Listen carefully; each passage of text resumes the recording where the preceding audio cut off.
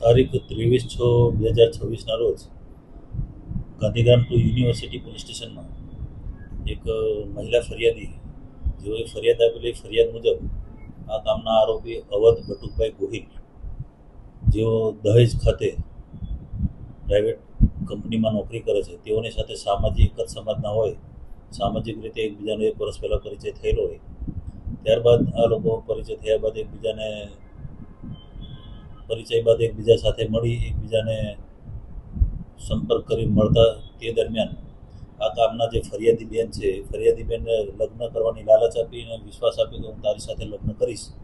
લગ્ન કરવાની લાલચે આ બેન ફરિયાદી તેમજ આરોપી એકબીજાને મળતા અવારનવાર શરીર સંબંધ બાંધેલા હતા.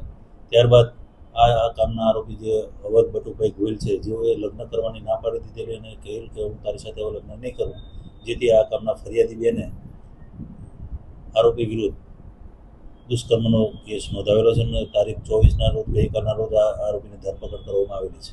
હાલ તો તપાસ ચાલુ છે, પણ હજુ કોઈ ગુનાહિત ઇતિહાસ હાલ સુધી જાણવા મળ્યો નથી. સાંજ સમાચાર ફેસબુક પેજને લાઇક કરો, વિડીયો શેર કરો અને વધુ વિગતવાર સમાચાર માટે sanssamachar.net વિઝિટ કરો.